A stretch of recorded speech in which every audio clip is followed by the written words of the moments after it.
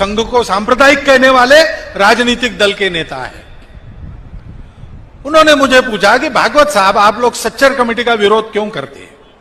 अरे देखिए, भारत के सबके सब मुसलमान हिंदू हैं, कोई अरबस्तान से आया नहीं, स्वभाव से भी हिंदू है। देखिए, मुसलमान बन गए, लेकिन भजन के बिना चैन नहीं पड़ता तो कव्वाली लाई। मूर्ति पूजा की आदत लगी है तो मजार कब्र की पूजा शुरू हो गई। अब उसको अगर ये समझ में आ जाए भारत के मुसलमान को कि हमारी केवल पूजा पद्धति बदली है, वैसे तो हम हिंदू ही है, हिंदू पूर्वजों के वंशज है और हिंदू संस्कृति की विरासत है, हिंदू स्वभाव ही हमको मिला है, तो सारा झगड़ा खत्म हो जाएगा। उसके लिए उनको शिक्षा देनी चाहिए और शिक्षा के लिए सच्चर कमेटी चाहिए। तो आप विरोध क्यों करते हैं? मैंने उसको कहा कि महाराज, आपकी सब बात मुझे पूरी मंजूर है, लेकिन आप ये मुझे मत बताओ, आप ये सब अपने देश के मुसलमानों को समझाओ। जिस दिन वो आपकी बात मान जाएंगे, उस दिन हम सच्चर कमेटी का विरोध करने वाला हमारा प्रस्ताव वापस ले लेंगे। और बात सही है, यहां कौन माइनॉरिटी है भाई? यूनो कहती है कि माइनॉरिटी एथनिक होनी चाहिए, रिलीजियस हो नहीं सकती, तभी हो सकती जब रिलीजियस माइनॉरिटी की संख्या उस रिलीजन के संख्या 5% के अंदर हो। अपने देश में दोनों व्याख्याओं में बैठने वाला कोई माइनॉरिटी नहीं है और सब समान पूर्वजों का वंशज है और कहीं जाने वाले नहीं है, उनको जीना मरना भारत में ही है। बस एक ही बात है कि इस देश के स्वभाव में जो उदारता है उसको लेना है, मतांतरण बंद करना है, कट्टरपन छोड़ देना है, बाकी मतों के मानने वालों को हीन बताने वाले उनके विचार में जो अंश है उसको निकाल देना है। भारत के पूर्वजों को अपना मानना, भारत के इतिहास को अपना मानना, भारत माता के लिए जीवन है ये मानना। लेकिन ये वो कब मानेंगे?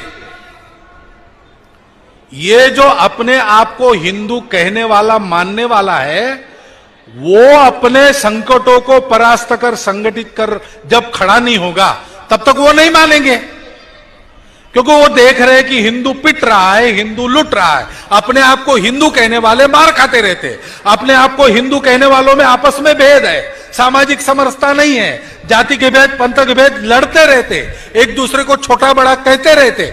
ऐसे हिंदुओं के साथ रह के क्या करना है? और इसलिए सारी दुनिया को एकता के सूत्र में पिरोने का एकमात्र रास्ता हिंदुत्व है और वो सबके समझ में आ जाए, इसका एकमात्र रास्ता है हिंदू संगठन। वही संघ का काम है। संघ किसके लिए करता है? देश और दुनिया के उद्धार के लिए जो एकमात्र उपाय है, वो एकमात्र उपाय कर सकने वाला सामर्थ्य संपन्न, समरसता युक्त, वैभव संपन्न, जिसकी ओर आंख टेढ़ी करके किसी की देखने की हिम्मत ना हो, जिसका हाथ इस पर उठे तो उसका हाथ टूट जाए, ऐसी ताकत वाला भारतवर्ष खड़ा करने के लिए यह संघ का काम है। यह संघ का काम नहीं है, यह हमारा आपका सबका काम है, क्योंकि इसी में आपका हमारा सुख निहित है। और इसलिए संघ ये सारे काम करता है और ऐसे कार्यक्रमों में आपको बुलाता है और आपका सहयोग मांगता है। संघ को चुनाव लड़ना नहीं है। आजकल राजनीति के साथ जोड़ के संघ को बहुत देखा जाता है। संघ का राजनीति से कोई संबंध नहीं है। मैं भाग नहीं रहा हूं। संघ को अगर राजनीति करनी है तो संघ अपना मालिक है, संघ को भागने की जरूरत नहीं और किसी पार्टी के पीछे छुपने की जरूरत नहीं। लेकिन संघ को जो काम करना है वो राजनीति से हो नहीं सकता। आज की राजनीति समाज को तोड़ती है और इसलिए अपने जन्म से सोच समझकर सब प्रकार की राजनीति करने की ताकत संगठन और कार्यकर्ताओं की होने के बाद भी संघ जानबूझकर चालू राजनीति, पक्षीय राजनीति, चुनाव की राजनीति से दूर रहता है। अब संघ का सामर्थ्य बन गया है तो राष्ट्रहित में देश की राजनीति चले, ऐसा प्रभाव कभी कभी अपने आप पैदा होता है। अपने आप होता है, कहना नहीं पड़ता कुछ। अगर कोई बल संपन्न सच्छील आदमी जो किसी गुंडे की गुंडागर्दी नहीं सहन करता वो साथ में बैठा है तो दो चार गुंडे आएंगे भी, देख के वो सोचेंगे कि यहां गड़बड़ करेंगे तो मार खाएंगे, चुप बैठो, सभ्य आदमी जैसा बैठो। ये अपने आप होता है, करना नहीं पड़ता। इतना बड़ा स्वयंसेवक वर्ग राष्ट्रीय दृष्टि प्राप्त सारे देश में फैल गया है, तो संघ का एक प्रभाव है।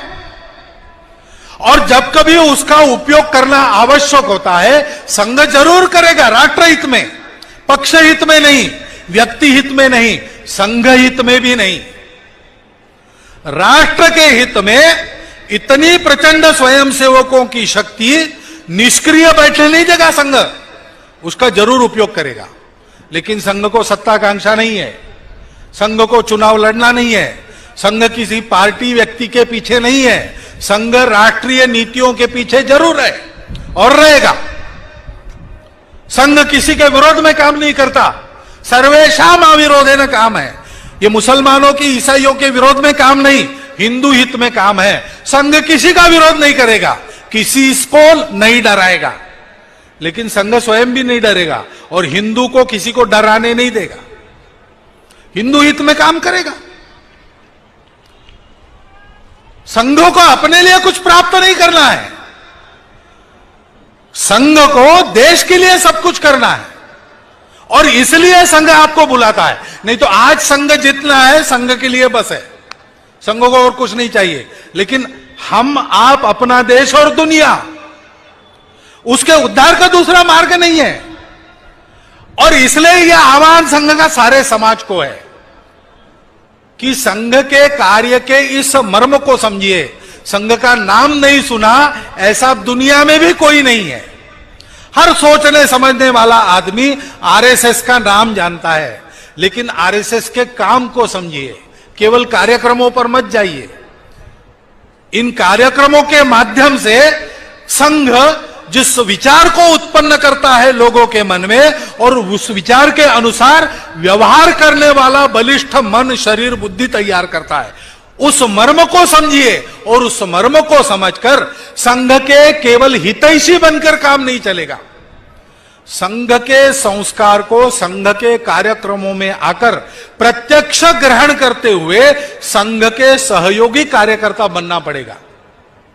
खुला दरवाजा है संघ का, कोई छुपा काम नहीं है, कोई सीक्रेट नहीं है।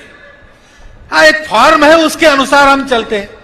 दरवाजा खुला है, मन मर्जी आप आ सकते, मन मर्जी वापिस जा सकते, कोई डिसिप्लिनरी एक्शन वगैरह नहीं है, सब मन मर्जी का काम है। आइए 2 साल देखिए, 2 साल में अगर आपके ध्यान में आ गया कि आज मैंने भाषण में जितनी बातें कही उसमें से एक बात गलत है, तो आपके मर्जी के अनुसार आप बाहर जाने के लिए स्वतंत्र हैं।